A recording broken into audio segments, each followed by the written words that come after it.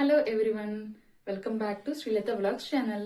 ఈ రోజు మళ్ళీ కొత్త శారీ వేసుకున్నాను. నేను చూసాను కదా, గ్రీన్ కలర్ శారీ చాలా అంటే చాలా బాగుంది.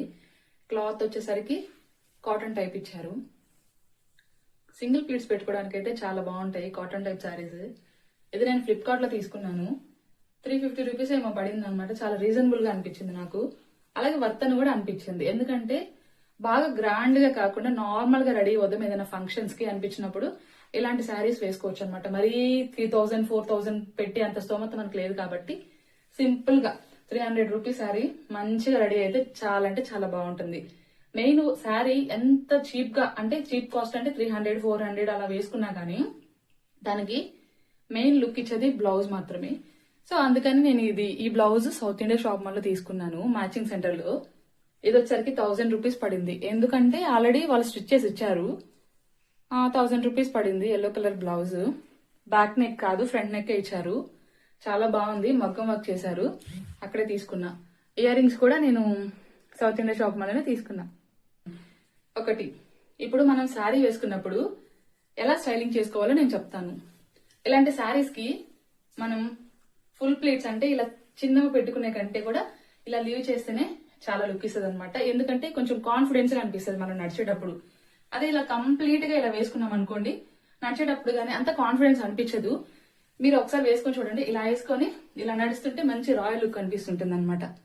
అలాగే ఇప్పుడు చాలా మంది ఏంటంటే ప్లెయిన్ కలర్ శారీస్ వేసుకున్నప్పుడు ఖచ్చితంగా బ్లౌజ్ అనేది మంచి లుక్ ఇచ్చేది అయి ఉండాలి. కొంచెం గ్రాండ్ అయి ఉంటేనే ఆ శారీకి మంచి లుక్ వస్తుంది అనమాట. అలాగే కొంతమంది చేసే మిస్టేక్స్ ఏంటంటే, ఇప్పుడు శారీ ఉంది కదా, శారీ మీదకి బ్లౌజ్ వస్తే సేమ్ కలర్ వస్తే వేసుకోవద్దు. కొంచెం ఆడ్ గా అంటే దాని కాంట్రాస్ట్ కలర్స్ ఉంటాయి అనమాట. గూగుల్లో సెర్చ్ చేసినా వస్తాయి. నేను ఇక్కడ మీకు ఇక్కడ ప్రొవైడ్ చేస్తాను స్క్రీన్ మీద. ఇప్పుడు సపోజ్ గ్రీన్ కి ఎల్లో కలర్ అయితే కాంట్రాస్ట్, అలాగే పింక్ రెడ్ ఇవన్నీ కాంట్రాస్ట్ కలర్స్ అనమాట. సో ఆ విధంగా నేను ఇది సెలెక్ట్ చేసుకున్నాను అనమాట. చాలా మంచి లుక్ ఇచ్చింది నాకు. అప్పుడు ఏంటంటే బోత్ శారీ అండ్ బ్లౌజ్ రెండు లుక్ ఇస్తుంది అనమాట. సేమ్ వేసుకున్నాం అనుకోండి యూనిఫామ్ లాగా ఉంటది. ఈ బ్లౌజ్ మంచి లుక్ ఇచ్చింది అనమాట. చూసారా, నెక్ పార్ట్ లో చైన్ లాగే ఉంది కదా, మొత్తం లుక్ వచ్చింది. కాబట్టి మనం నెక్ కి మరీ హెవీగా వేసుకోవాల్సిన అవసరం లేదు. హెవీగా వేసుకుంటే ఇదంతా లుక్ అనిపిస్తుంది అనమాట. సో సింపుల్ చైన్ వేసుకుంటే ఈ బ్లౌజ్ లుక్ వస్తుంది, శారీ లుక్ వస్తుంది, మన నెక్ పార్ట్ కూడా లుక్ అనిపిస్తుంది అనమాట.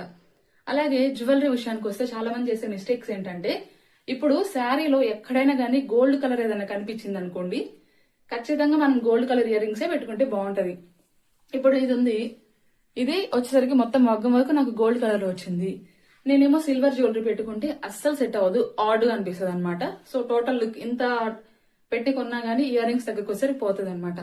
సో అందుకని ఖచ్చితంగా మనము బ్లౌజ్ ఆర్ వాట్ ఎవర్ మొత్తం కూడా గోల్డ్ షేడ్ ఏమన్నా వస్తే ఖచ్చితంగా గోల్డ్ కలర్ ఇయర్ రింగ్స్ పెట్టుకోవడానికి ప్రిఫర్ చేయండి. అప్పుడే లుక్ బాగుంటుంది. నెక్ కూడా కొంతమంది ఇవేమో గోల్డ్ కలర్ పెట్టుకుంటారు, ఇదేమో సిల్వర్ కలర్ వేస్తారనమాట. అసలు సెట్ అవ్వదు. దీని మీదకైతే సింపుల్ వాచ్ పెట్టుకున్నా గానీ చాలా బాగుంటుంది అనమాట. ఇది ఓవరాల్ లుక్.